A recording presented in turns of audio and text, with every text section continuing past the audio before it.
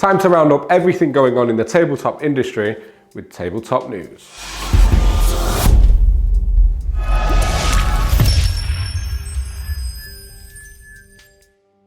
Hello and welcome to another Top Table Gaming video. You're joined by me, Jay, and Tabletop News is back. Apologies it wasn't around this week, but this is our weekly When We Manage to Make It show where we cover everything going on in the industry with GW, Middle-earth, the channel and everything else in between, as well as showcasing some of our amazing community content in the channel. Before we get stuck in, don't forget, head over to the Top Table Gaming community page. We're 1,600 members strong now, and it is an awesome little hub of everybody talking everything tabletop, sharing painting tips, gaming advice, everything in between. You don't want to miss it. And if this is your first time on Top Table Gaming, hit the subscribe button and click the bell so you don't miss future videos, and it massively helps us out. But without further ado, let's get stuck in.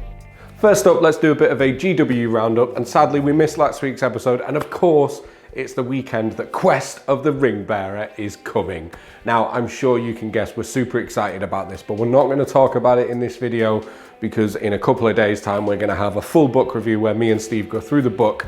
We're not going to look at it beforehand, you're going to get our initial reactions as we break down the scenarios, the legendary legions, the new models and everything else in between. So make sure you stay tuned for Quest of the Ringbearer, but let's cover what's going up for pre-order this week. First up is a brand new book for the 40k universe, Beyond the Veil, which is a Crusade expansion, which is going to give you 24 new missions, which is like 6 for each table size, as well as agendas, battle traits, battle scars, everything else in between to really expand the narrative Crusade experience, which I can't wait to get stuck more into. This does look like the fun way to play 9th edition, especially while we're waiting for codexes and such, but I think this now marks probably a month of Warhammer 40,000 releases of Space Marines and Necrons. I think we'll see the codexes next week, and it's going to come thick and fast. But if you want to expand your Crusade games, this is where you'd start. Fear not, those of you who are more competitively focused, there's also a new chapter of Approved Book, which is bringing you very much more of the same, lots more missions and stuff to play in your games. And they're probably going to come as a pair, I think, but I don't know, I need to check that. But we're going to get more stuff, so the ways to play 40k and the variety of your games is already expanding, which is a good thing. We're also seeing the first in the way of datasheet cards for some of the terrain sets that GW do, and this will be really interesting because it will give the special rules to terrain and no more grey overs over classifying which rules or which kind of terrain that is and stuff. So we got those, and I really love gaming aids and things that just give clarity and also enhance the game, and it means it's a fair understanding playing field for both, which is really good, as well as a brand new terrain set. Check it out, it's going to be on screen now. This looks absolutely gorgeous, and Top Table Nick doesn't know yet, but he's going to be getting loads of these to work on. But these are absolutely beautiful sets, and I can't wait to see them on the table. And it comes with boards as well, and it's going to really add an immersive element to your games. Plus GW terrain is just fantastic, so looking forward to getting our hands on some of that. Is that the sort of stuff you want to see us unbox or dive into in the channel? Do you want to see us look at the new 40k supplements or terrain or anything else? Do let us know in the comments below. As we always say, this is your channel, so if you want us to cover it, we'll of course take care of it. Next up is some Forge World releases, and they are releasing some big new guns and other parts for the Titans. We've got these massive gun arms giving new options, because of course we're going to be getting a book soon with the rules for all the Forge World units converted to 9, so who knows what's going to be good, who knows what's going to be cool, who knows what's going to come soon. That'll all be revealed soon, but we're seeing that as well as some new Knight head options for your Nemesis Titans. Those of you who love these, this is super cool, and these models are just incredible and such centerpieces on the table. I think they look wicked. Last but by no means least, we've got some Black Library releases, and we've got Flesh and Steel and Demon Slayer. The amount of Black Library stuff is incredible, the rate they pump it out, but for those of you who love the lore, I'm sure that is a fantastic, fantastic thing. So you've got some new books to read in the Warhammer universes as well. So outside of GW now, today also marks a very interesting day. There's been a counter running for about 10 days now about Hero Quest returning, and the counter runs out today. So it's going to be really interesting to see what that's about. We're very excited. Who doesn't love Hero Quest? Or those of you who are unfortunately old like me have really fond memories. So I can't wait to check that out. That's going to be a really interesting one.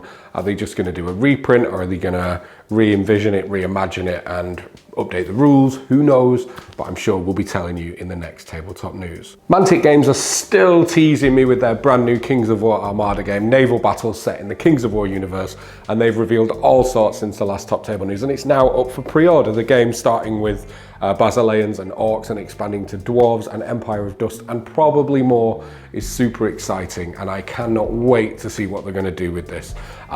It's a type of game I've always wanted to try but never have, so I'm keeping a keen eye on it, and if you guys are interested in it, make sure you get yours pre-ordered, support Mantic Games, and what is likely going to be a fantastic little naval war game to add to our collections. Over on Top Table Gaming, we've been busy, and I unfortunately got poorly sick over the last couple of weeks, but we've been endeavouring to provide you as much content as we can. With a Middle-earth focus, we've covered things like the top 5 underused profiles in the game from Steve, as well as loads of other content. Do go and check out the channel, and we've got lots coming as well. You can expect our full thoughts and us digesting and dissecting the Quest of the Ringbearer this weekend.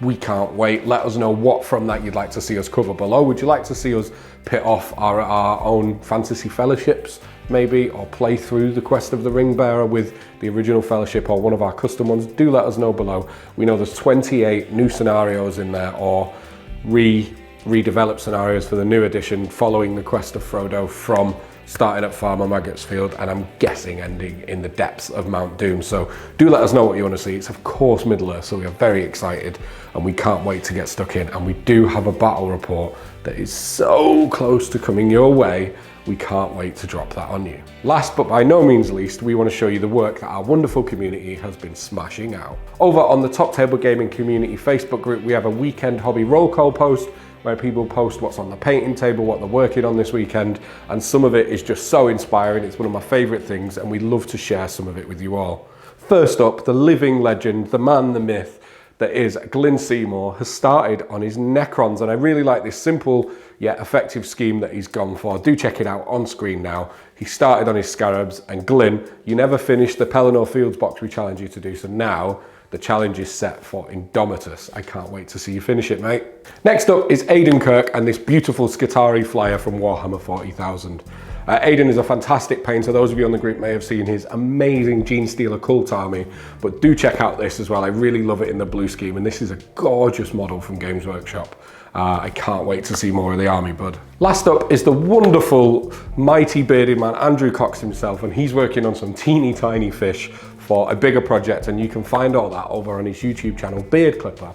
So do go check it out. I can't wait to see what he does with this, and I can't wait to see the project unfold more. So there you go, guys. That was a bit of a short, sharp, quick tabletop news this week. But don't forget, this is your weekly show where any content you'd like to see in this, we will add. So if there's any segments you feel like would benefit for us to cover weekly, stick it in the comments below. But as always, I've been Jay. This is Top Table Gaming. Make sure you subscribe and all that stuff.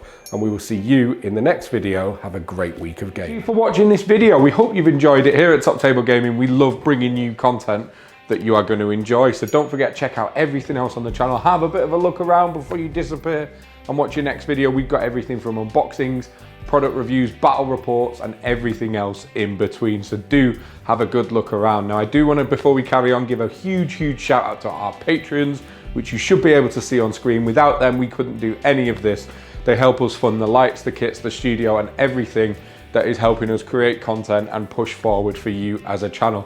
We don't hide the content behind a paywall, but we do have benefits such as free dice and free t-shirts for our patrons as a way of us giving back, as well as regular giveaways.